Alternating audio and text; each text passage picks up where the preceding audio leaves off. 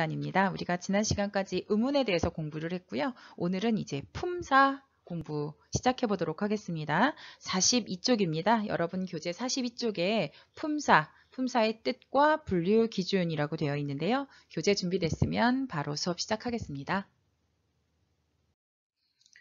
43쪽에 보면 품사가 무엇이다 라는 품사의 뜻과 개념이 나와 있는데, 일단 여러분 품사란 공통된 성질을 지닌 단어들을 모아 분류해 놓은 갈래, 우리말에는 9가지의 품사가 있다, 이렇게 정리가 되어 있습니다.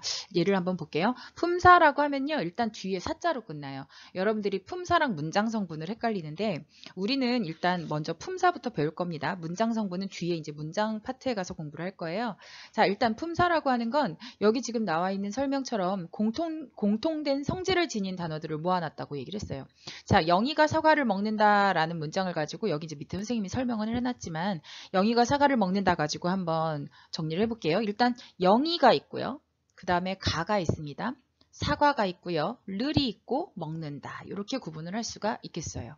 자, 그러면 여기서 일단 영희하고요. 여기 나오죠. 영희하고 사과는요. 사람이나 사물의 이름을 나타낸단 말이죠. 그래서 우리가 이런 걸 뭐라고 얘기하냐면 사람이나 사물의 이름을 나타내는 품사, 명사라고 얘기합니다. 그러니까 영희하고 사과가 명사죠.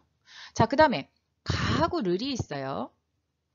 이 가하고 르는요, 이 앞에 있는 영이라는 단어, 그 다음에 또 다른 말과의 문법적 관계를 나타내. 예를 들면 가가 붙어서 영이는 이 문장의 주어 역할을 하게 되는 거고, 르이 붙어서 사과는 이 문장에서 목적어 역할을 하게 된단 말이죠. 이런 문법적 관계를 나타내는 품사를 우리가 조사라고 얘기를 합니다. 조사. 자, 그리고 마지막에 먹는다 같은 경우는 이 동작의 주체가 어떤 행동을 하는지 행위를 나타내 주잖아요. 그래서 이런 품사를 우리가 뭐라고 얘기하느냐? 동사, 이렇게 얘기를 합니다. 자, 이 이외에도 9가지 품사가 있다고 얘기를 했잖아요. 이 이외에도 명사, 조사, 동사 제외하고 5가지 품사가 더 있어서 우리 국어는 모두 9가지 품사가 있다, 이렇게 알아두시면 되겠습니다. 그러면 이제 본격적으로 품사, 요 명사, 조사, 동사 이외에 어떤 품사가 있는지 공부해 보도록 할게요. 품사를 분류하는 기준은 3가지가 있어요. 그 중에서 일단 처음에 여러분들이 잘 알고 있는 그 사자로 끝난다고 선생님이 얘기했던 거 있잖아. 그거는 이제 의미에 따른 분류. 아까 얘기한 것처럼 명사는 사람이나 사물의 이름을 얘기하는 품사고요. 대명사는 명사, 사물이나 사람의 이름을 역시 나타내는 거는 명사랑 똑같지만 앞에 뭐가 붙냐면 대자가 붙습니다. 그래서 대명사라고 얘기하고요. 수사는 숫자를 나타내는 명사와 같은 역할을 합니다. 관형사는 명사, 대명사, 수사를 우리가 뭉뚱그려서 체언이라고 얘기하거든요. 이 체언을 꾸며주는 그런 품사가 수사고요. 부사는요, 용언이라고 부르는 동사랑 형용사를 꾸며주는 품사가 부사입니다. 그리고 또 감탄사는 말 그대로예요. 감탄하는 거, 이런 거 있죠. 그런 게 감탄사. 감탄할 때 쓰는 품사 감탄사. 조사 아까 나왔습니다. 앞단어와 뒤에 있는 단어들을 연결해서 문법적 관계를 규명해 주는 게 조사.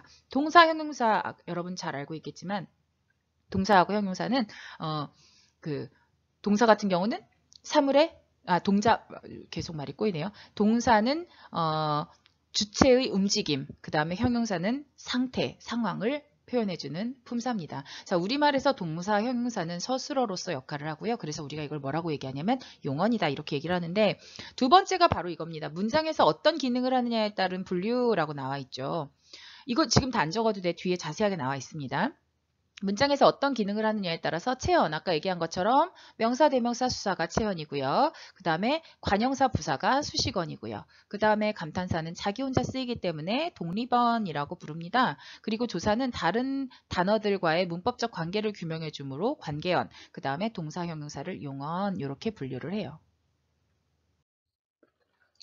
교재 45쪽 보세요. 45쪽에 보면 선생님이 지금 앞에서 설명했던 게 쭉 표로 다 정리가 되어 있죠. 그러면서 이제 품사를 분류하는 3번째 기준 형태 변화의 여부에 따른 분류라고 되어 있어요.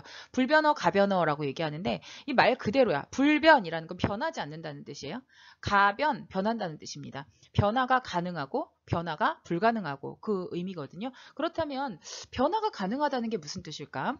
바로 뭐를 얘기하는 거냐면 우리말에서 얘기하는 동사, 형용사를 얘기해요. 동사, 형용사 여러분들이 대표적으로 알고 있는 동사 먹다 있죠. 근데 우리가 먹다라는 기본형으로 동사를 쓰는 일은 거의 없단 말이에요. 보통 어떻게 써요? 밥을 먹는다, 먹었다, 먹었니, 먹었고, 먹을래? 뭐 이렇게 표현하죠. 그걸 이제 가변, 변화해서 쓴다. 국어에서는 활용이라는 표현을 쓰거든요. 그래서 모양이 형태가 변한다 그런 뜻이고 형용사도 마찬가지죠. 우리가 잘 알고 있는 형용사 예쁘다 있잖아요. 예쁘다, 예쁘니, 예쁘고, 예뻤어, 예뻤는데 뭐 이런 표현들 쓰지 않습니까? 그런 표현들을 그게 이제 변하기 때문에 우리가 가변어라고 부르는데 여기 지금 조사에 이렇게 한 칸 이렇게 돼서 조사가 가변어로 걸쳐져 있는 게 있어요. 자, 요거는 나중에 조사 공부할 때 얘기를 하겠지만 여기 걸쳐져 있는 가변어에 해당하는 하나의 조사는 뭐냐면 바로 서술격 조사이다라고 합니다. 이다가 조사라는 것 자체가 일단 생소하죠. 이다가 조사라는 것 자체가 생소할 텐데 왜 이다가 조사인지 나중에 이제 우리가 관계형 파트에서 선생님이 조금 더 자세하게 설명을 해줄 텐데 자, 우리말의 가변어는 이 정도만 알고 넘어갈게요. 동사, 형용사, 그 다음에 서술격 조사, 이다 이렇게만 가변어, 나머지 품사는 전부 다 어떤 문장에서 어떤 역할을 하더라도 형태는 변하지 않는 불변어다라는 거. 그게 바로 품사를 분류하는 세 번째 기준이었어요. 자, 이렇게 의미에 따라서 명사, 대명사, 수사, 관형사, 부사, 감탄사, 조사 이렇게 또 기능에 따라서 체언, 수식원, 독립원, 관계원, 영원 그 다음 형태에 따라서 불변어, 가변어 이렇게 구분한다는 거 여러분 기본적으로 알고 있어야 되는 거거든요. 그러니까 이거 조금 눈여겨서 보고 주의해서 공부하셨으면 좋겠습니다. 46쪽에 이해를 돕는 예 해서 새 구두를 받으니 즐겁다라는 문장이 나와 있죠. 여러분 위에 45페이지에 그 45쪽 그 표시되어 있는 화면에 그 프린트에 보면 명사, 대명사, 수사, 관형사, 부사, 감탄사, 조사, 동사, 형용사가 각각 어떤 역할을 하는지 또 예까지 잘 나와 있잖아요. 이거 보고 우리 한번 구분해 봅시다. 자, 일단 구분은요. 새, 그 다음에 구두를 받으니 즐겁다 이렇게 구분을 할 수 있겠어요. 이게 이제 다 단어들입니다. 원래 우리말 맞춤법에서요. 띄어쓰기는 각 단어는 모두 띄어쓰기를 원칙으로 한다라고 되어 있는데 여기에서 얘기하는 각 단어는 품사를 얘기해요. 원래 띄어쓰기를 원칙으로 하는데 단서 조항이 들어갑니다. 단, 조사는 앞말에 붙였음을 원칙으로 한다. 이렇게 되어 있거든요. 조사를 제외한 나머지 단어는 전부 다 띄어쓰는 것이 우리말 맞춤법의 원칙이에요. 그러니까 띄어쓰기를 기준으로 품사를 구분하고 조사만 따로 구분을 해내면 그러면 크게 문제가 안 될 겁니다. 자, 새 구두를 받으니 즐겁다. 품사 위에 거 45쪽 참고하면서 한번 분류해 봅시다. 새는 일단 뭐에 해당할까요? 새는 요 9개의 품사 중에서 자, 여러분 위에 관형사 한번 볼래요? 체언에부터 대상의 상태를 수식함이라고 되어 있죠. 자, 체언에 붙어서 대상의 상태를 수식합니다. 체언은 아까 명사, 대명사, 수사를 얘기한다 그랬어. 자, 구두를 수식해주고 있어요. 그러니까 새는 뭐다? 관형사입니다. 자, 구두는 쉽게 구분할 수 있겠죠. 구두는 당연히 명사고요. 구두 뒤에 붙어서 를이라고 붙어 있습니다. 이 구두라는 단어를 문장의 목적어로 만들어주는 를은 조사. 자, 받으니 기본형 받다죠. 받다는 품사가 무엇일까요? 동사입니다. 자, 그 다음 마지막으로 즐겁다. 즐겁다는 어떻죠? 상태를 나타내주니까 형용사. 이렇게 구분하는 거예요. 됐어요? 뭐 아주 대표적인 그 간단한 예의 문장이기 때문에 어렵지 않은 문장이기 때문에 이 정도는 구분하기가 아마 어렵지 않을 것 같은데 요거보다 이제 조금 더 복잡해지기도 하거든요. 그러면은 이제 우리가 오늘은 전체적인 그 품사의 개요를 공부하는 시간이라서 이 정도만 구분을 하고 다음 시간부터 이제 각각의 품사의 특징을 공부를 할 텐데 그때 이제 조금 더 어려운 예, 또 헷갈리는 예, 그 헷갈릴 때 어떻게 구분을 해야 되는지 그 방법까지 조금 더 자세하게 공부하도록 할게요. 문제 한번 풀어볼까요? 47쪽입니다. 공통된 성질을 지닌 단어들을 모아 분류해 놓은 갈래를 뭐라고 한다? 품사라고 하죠. 자, 우리말에는 총 몇 개의 품사가 있다고 얘기했습니까? 9개의 품사가 있다고 얘기했죠. 자, 품사를 기능에 따라 나누었을 때 명사, 대명사, 수사를 묶어서 뭐라고 얘기해? 체언이라고 하는데요. 체언할 때 그 체자는 몸체자예요. 문장 안에서 몸통 역할을 한다. 굉장히 중요한 역할을 한다 하는 의미로 체언이라고 합니다. 용언은 문장에서 서술어 역할을 하는 품사를 용언이라고 하는데요. 동사와 형용사를 묶어서 부르는 말입니다.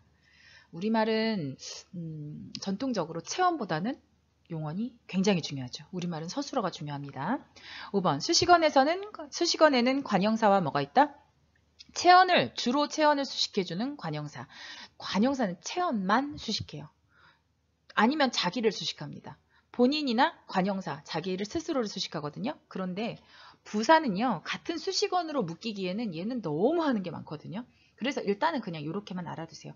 가장 주요한 역할이 용언을 꾸며주는 역할이기 때문에 부사를 용언이라고 하지만 사실은 관형사와는 다르게 부사는 용언을 꾸며주는 역할 이외에도 굉장히 많은 역할을 하고 용언 말고도 다른 걸 아주 엄청나게 많이 꾸며준다는 거, 그 정도만 알고 있으면 되겠습니다. 자, 6번 품사는 형태에 따라 뭐와 뭐로 나눈다. 변화는 가변어, 변하지 않는 불변어 이렇게 나눈다고 얘기했죠. 불변어에는 그래서 불변어보다 가변어 먼저 하자. 가변어에는 동사, 형용사, 즉 용언 더하기 서술격 조사 이다가 포함이 되고 나머지 품사는 전부 불변어라고 했어요. 48쪽 한번 해봅시다. 48쪽 이제 종합 문제예요. 지금까지 우리가 품사 공부한 거. 뭐 오늘 여러분 처음 품사에 대해서 아마 제대로 들은 친구도 있을 텐데 지금 바로 선생님 설명한 10분 정도, 15분 정도 들은 거 가지고 품사 이 문제를 다 막 쑥쑥쑥쑥 풀지는 못할 거예요. 왜냐면 오늘부터 시작해서 지금 다음 시간에 품사 세부적인 거 하나하나까지 공부해서 아마 선생님 생각에는 다음 시간까지 연결이 될 것 같거든요.